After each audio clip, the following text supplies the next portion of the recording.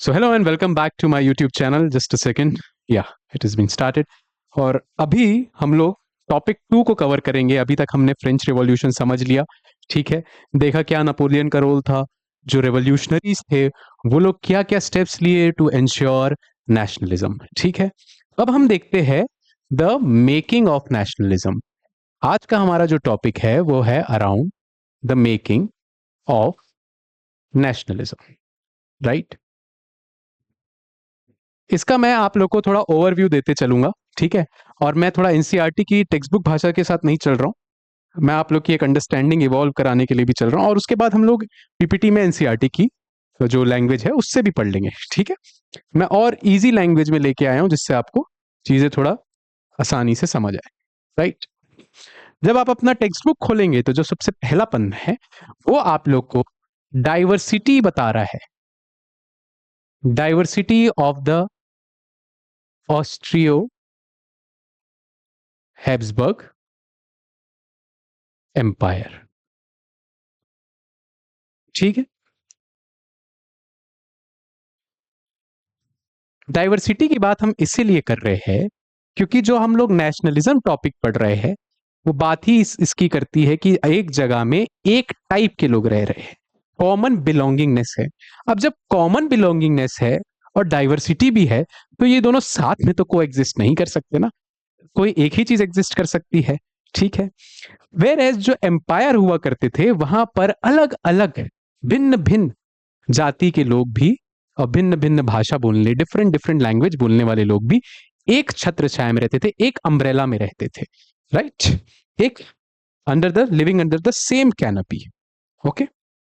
But यहां पर हम लोग देखते हैं तो यहां पर सिर्फ एक लैंग्वेज, कॉमन कल्चर, ठीक है। उसके आधार पे ही तो ये लोग अपनी इंडिविजुअलिटी असर्ट कर रहे, कॉमन बिलोंगिंगनेस पे, उस पे, है ना। मैंने पहले टॉपिक पे आप लोग को नेशन बताया, नेशन स्टेट बताया। अब जो भी वो टॉपिक देखा होगा उसके लिए ये चीज बड़ा आसान हो जाएगा इसको समझना, ठीक है। तो हमने बताया कि ये डाइवर्सिटी की बात कर रहा है ऑस्ट्रियो हैब्सबर्ग एम्पायर की, ठीक है। जो भी आप पढ़ेंगे लोम्बार्डी, वेनिशिया, टेरॉल और जो भी जो रीजन उसमें मेंशन्ड है, ठीक है, वो मैप का रेफरेंस भी हम लोग ले लेंगे आगे चल के, ठीक है। तो वो दिखा रहा है इतनी बड़ी डाइवर्सिटी जब थी ऑस्ट्रियो हैब्सबर्ग एम्पायर में, तो ये लोग कितना बड़ा चैलेंज था उनके लिए पॉलिटिकल यूनिटी को इंश्योर करना। तो यहां पर एक इंपॉर्टेंट पॉइंट लिख लीजिए आप लोग, द बिगेस्ट चैलेंज उस टाइम पे जो चैलेंज हुआ करता था, challenge over that time was to ensure political unity.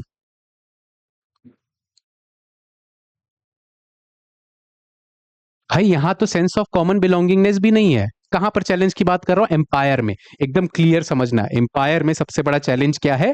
To ensure political unity. उस टाइम पे क्या होता था, जो एक लौता आपका जो पॉलिटिकल यूनिटी का सोर्स था वो था common allegiance to empire, common allegiance to the king, ठीक है। Common allegiance to the king. आप अपना सपोर्ट दिखाते थे, सब एक सिंबल के लिए लड़ रहे होते थे। अब वो राजा की चाहे कोई भी धर्म हो, कोई भी जात, जैसे समझिए आप इंडिया में आइए, एक इंडिया का एग्जांपल लेते हैं। जब इंडिया में मुगल्स थे तो मुगल्स तो मुस्लिम थे, राइट। बट उस टाइम पे आप देखेंगे तो इंडिया में तो कितनी बड़ी डाइवर्सिटी है, but everyone was living under the same empire, है ना। लेकिन उनके लिए पॉलिटिकल यूनिटी क्या था? एक कॉमन एलिजियंस एम्पायर को, अकबर को, ठीक है। वैसे ही यहां पर भी ऑस्ट्रियो हैब्सबर्ग एम्पायर में जो पॉलिटिकल यूनिटी का सोर्स था वो एक कॉमन एलिजियंस था। वेर एज नेशनलिज्म में it talks about collective belongingness, आपके लिए अब पॉलिटिकल राइट्स भी मैटर करते हैं। यहां पर कोई पॉलिटिकल राइट्स नहीं होते थे, इस जगह में पॉलिटिकल राइट्स थे ही नहीं, ठीक है। चलिए, we will not stretch the topic. और अब हम लोग यहां पर थर्ड क्वेश्चन पे आते हैं कि भाई जब इतना बड़ा चैलेंज था तो ये नेशन और नेशन स्टेट की डिमांड कहां से आई? कौन कौन वो लोग थे भाई जिनको इतनी मस्ती सूझी थी, है ना। ये मस्ती कहां से आ रही थी लोगों में, ये मस्ती समझते हैं, ठीक है। द ये पहला था, ये second point and third point. How did the demand of nation and nation state came came from where? कहां से आया भाई, कैसे आया? राइट। तो जो सेकेंड टॉपिक रहेगा आप लोग को, जस्ट अ सेकेंड, तो जो सेकेंड टॉपिक है उसमें हम लोग यही समझेंगे कि कैसे आया। ठीक है, देखो, इसके लिए ना मेरे को आपको एक बिल्डअप बनाना पड़ेगा और उसके लिए आपको थोड़ा पेशेंस रखना पड़ेगा, क्योंकि जब आप कॉन्सेप्ट समझ रहे होते हो ना बेटा, तो कॉन्सेप्ट 10 सेकंड में नहीं समझ आता, 30 सेकंड के रील में आपको कॉन्सेप्ट नहीं समझ आएगा। कॉन्सेप्ट के लिए आपको पेशेंस की जरूरत होती है। ठीक है, तो जो जिसके अंदर पेशेंस है वही रुके और वही समझे, और जो रुकेगा उसको समझ आ जाएगा। राइट। अब हम समझते हैं कि कहां से ये डिमांड आ रही थी। राइट। तो उस टाइम पे एक साइंटिफिक इनोवेशन होता है।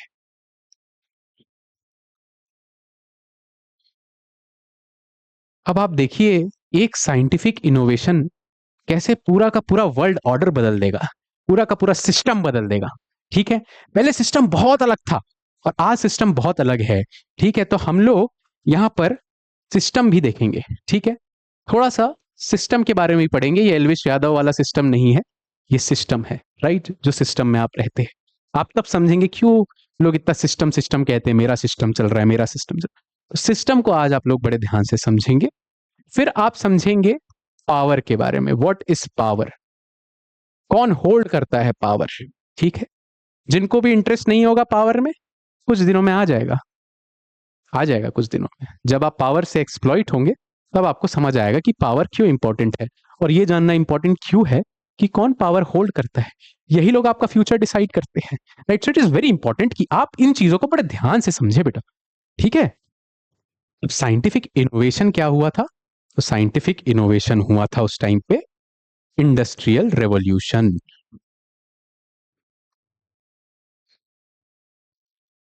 और इंडस्ट्रियल रेवोल्यूशन पूरा का पूरा वर्ल्ड का सिस्टम बदल के रख दिया। पहले सिर्फ दो ही क्लास होते थे, एक पेजेंट्स, पेजेंट्री, और दूसरा एरिस्टोक्रेट्स। ठीक है, तीसरी कोई क्लास एग्जिस्ट नहीं करती थी। There was no working class at that time. Right, sorry, there was no middle class, I take my words back, there was no middle class. Right, ये जो मैंने स्टार्टिंग अपने वीडियो में बताया था, जो भी रेवोल्यूशन आते हैं, जितने भी बड़े रेवोल्यूशन होते हैं, it is all made by middle class. ठीक है, नाउ लेट्स सी।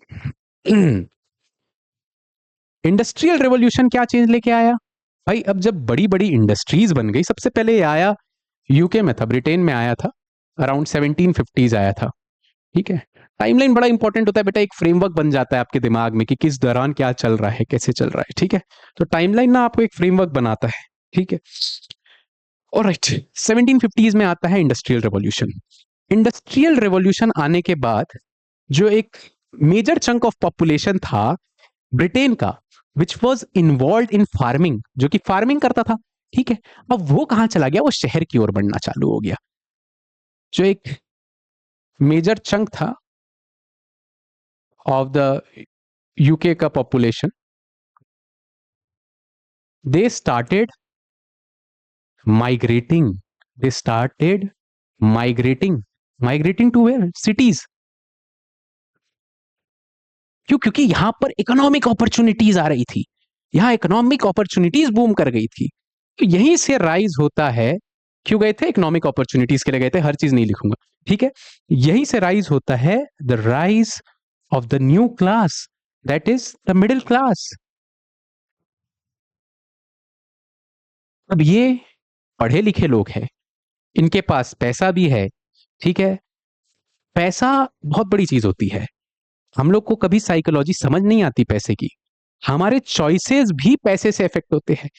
हमारे जो चॉइसेस होते हैं ना, वो भी कंस्ट्रक्टेड है। कौन कंस्ट्रक्ट करता है? जिसके पास पैसा होता है, जिसके पास पावर होता है, वो हमारे चॉइसेस कंस्ट्रक्ट करता है। राइट, हमें तो लगता है कि हमारी चॉइस नहीं, वो हमारी नहीं है। ठीक है, आधी से ज्यादा चीज जो आप समझते हैं मैंने सीखी है, मैंने करी, वो सारी चीजें आपको at the end of the day समझ आती, मेरा तो कुछ है ही नहीं। ठीक है, एनीवेज, फिलोसफी अपार्ट, तो there was a rise of middle class. अब ये जो थे, ये एडुकेटेड लोग थे, ये वेल लर्नड थे, है ना, इनको रीड करना आता था चीजें, इनके पास पैसे भी थे, तो ये फाइनेंशियली भी ठीक ठाक थे। अब जिनके पास भी ये तीन चीज आ जाती है ना, वो चौथी चीज डिमांड करते हैं पॉलिटिकल राइट्स की।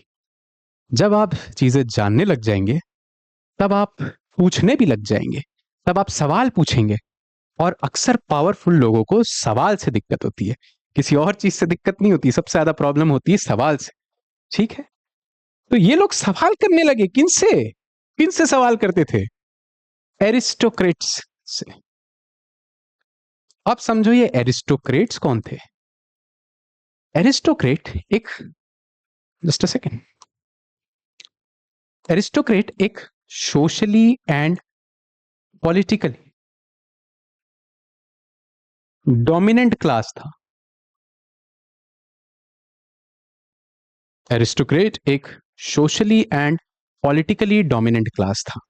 ठीक है, just a second, just a second, एक मिनट रुकना। इसको ना हम थोड़ा छोटा कर देते हैं, यहां रख देते हैं। ठीक है, इसको हम यहां डाल देते हैं। राइट, क्योंकि इनके बारे में थोड़ा समझना पड़ेगा ना बेटा। ऑलराइट, ठीक है, ऑलराइट। किन के बारे में समझ रहे हैं? ब्लर कर रहा है क्या? ज्यादा ब्लर हो रहा है? एक second, just a second. I hope blur नहीं करेगा। ऑलराइट, तो ये लोग सवाल करना चालू करे कि ये लोग, जो न्यू मिडिल क्लास था, वो सवाल करना चालू किया एरिस्टोक्रेट से, जो कि न्यू सोशली और पॉलिटिकली डोमिनेंट क्लास था। जस्ट ये socially and politically dominant class था बरसों से। अभी इस वर्ड का ना थोड़ा मतलब समझो। ठीक है, ये डोमिनेंट क्यों थे? क्योंकि इनके पास था जमीन।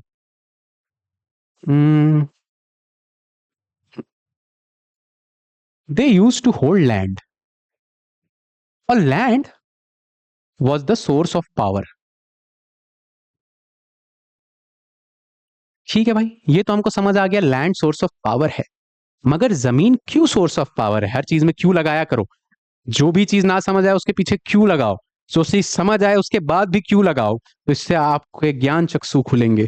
खोलना चाहो तो खोल लेना, नहीं तो भाई जिसका जो मर्जी है ना। एनीवेज, ठीक है, तो लैंड जो था वो सोर्स ऑफ पावर था। क्यों था? तो इसका एक इकोनॉमिक, अरे क्या हुआ? हाँ, तो इसका इकोनॉमिक डायमेंशन समझो।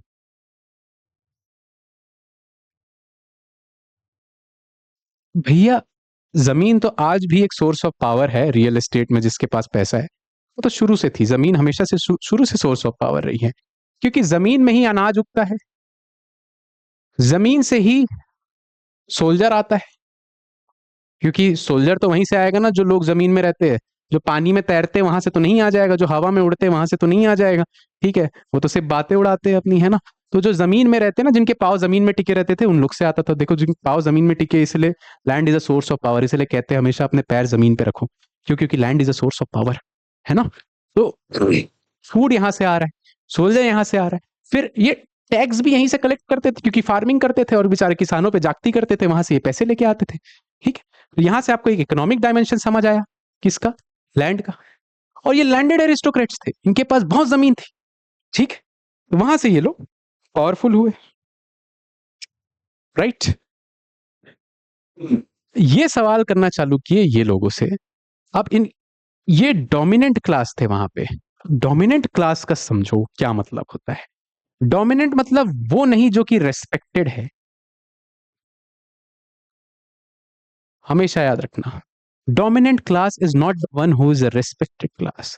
रादर डोमिनेंट क्लास वो होता है जो कि तय करता है कानून कौन बनाएगा, कौन कैसे बिहेव करेगा।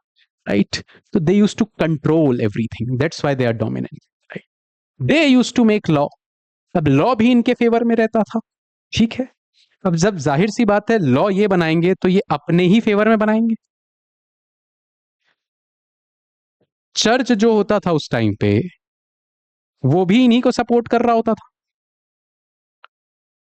आर्मी जो होती थी, उनका एक ही एम होता था, क्या? To protect aristocrat class. तो भाई द होल सिस्टम, जो द होल सिस्टम था ना, it use to revolve around them.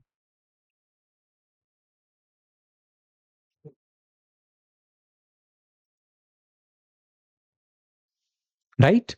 So the whole system used to revolve around whom? Aristocrat class. ठीक है, अब यहां से समझो, जस्ट अ सेकेंड.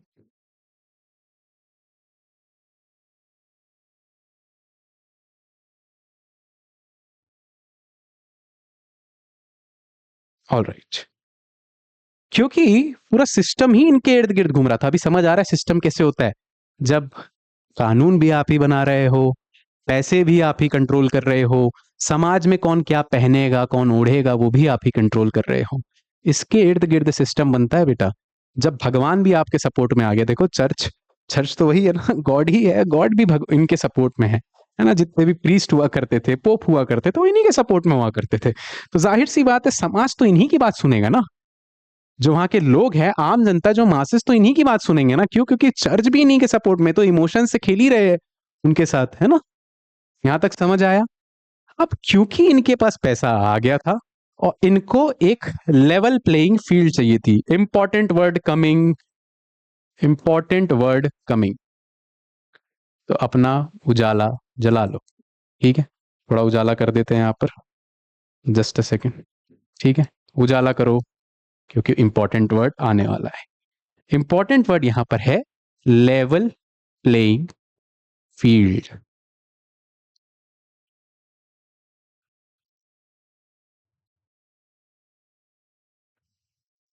भाई, आपके पास अगर मैं आज पैसा भी दे दूं तो भी आप लेजिटिमेसी नहीं ला सकते. लोगों को कैसे मनाएंगे कि आप ही राजा है? हाँ, आप तो ये भी नहीं बोल सकते कि मैं बायोलॉजिकल नहीं हूं. ठीक है, क्योंकि मोदी जी तो कह सकते हैं बेटा, आप नहीं कह सकते ये चीज. उनके पास तो लेजिटिमेसी है, आपके पास तो नहीं है वो लेजिटिमेसी, राइट? तो लेवल प्लेइंग फील्ड बड़ा इंपॉर्टेंट है. समान करो, इक्वल ग्राउंड में आओ, आओ फिर बराबर मैदान में आओ, फिर देखते कौन पावरफुल है. इन बेचारों के पास भी पैसा आ चुका है, इनके पास भी पैसा आ गया है, वैसा इनके पास भी है, लेकिन लेजिटिमेसी कहां से लाएंगे, है ना. अब इन लोगों को नेशनलिज्म में कोई इंटरेस्ट नहीं है. क्यों इंटरेस्ट नहीं है? क्योंकि इनके अपने तौर तरीके होते हैं जीने के, है ना. बड़े लोगों के अपने तौर तरीके होते हैं. They are not united by the fact that they speak same language, है ना, कि they have same background, they have same identity. Identity इनके लिए मैटर नहीं करती, राइट? क्योंकि ये तो जो पावर इंजॉय कर रहे हैं that is hereditary in itself. इनको पावर हेरिडिटरी हेरिडिटरी में मिल चुकी है. इनको जन्म से पावर मिली हुई है, तो इनको जन्म से अपनी आइडेंटिटी से मतलब नहीं है, इनको अपने पावर से मतलब है. तो पावर जो होती है वो आइडेंटिटी पे बेस्ड नहीं होती है. अब होने लग गई है, वो बात की बात है, वो लेटर ऑन उस पे आएंगे. ठीक है. हाँ, तो इनके लिए कोई मतलब नहीं था नेशन वेशन से, इन लोगों को कोई इंटरेस्ट नहीं था. ये लोग बड़े खुश थे भाई, अपना सेम लाइफस्टाइल जीते थे ये लोग. ये लोग आपस में ही शादी करते थे, कि इनके लिए वो रोमांस नहीं होता है जो आप लोग के लिए होता है. इनके लिए शादी रोमांस नहीं है, इनके लिए लव नहीं है शादी. इनके लिए शादी जो है वो एक स्ट्रैटेजिकल मैरिटल टाइज है. ठीक है, ये समझना इंपॉर्टेंट है. इनके लिए शादी भी एक स्ट्रैटेजिकल मूव होता है, राइट?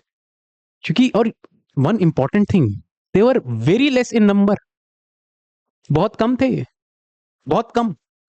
और इतनों पे राज करते थे. हमेशा याद रखना, जो पावरफुल लोग होते हैं they are very less in number.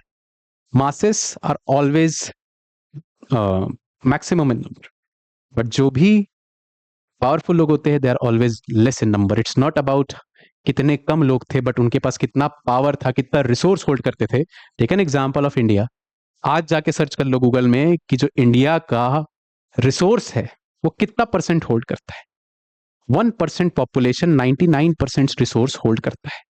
ठीक है, यही से चीजें समझो कैसे पावर वर्क करता है, राइट? तो they were not interested in nation वेशन की आइडियोलॉजी. इनको कोई लेना देना नहीं था फालतू फालतू की चीजों से. इसीलिए इनके बीच में क्लैश चालू. और ये लोग को ये नेशनलिज्म कोई बहुत अच्छी चीज नहीं थी. ऐसा नहीं था कि इससे इन लोग बड़ा एक समाज में बदलाव लाने के लिए चाहते थे. बड़ा कोई एथिकल मूव नहीं था ये. ठीक है, कोई नैतिक काम नहीं करने चल रहे थे, कोई समाज सुधारक नहीं थे ये लोग. ठीक है, ये लोग भी पावर सीकिंग लोग ही थे, है ना. यही समझना इंपॉर्टेंट है. ऑलराइट, तो दूसरा important word coming, second important word, इनके लिए नेशनलिज्म एक टूल था. इनके लिए nationalism was a tool.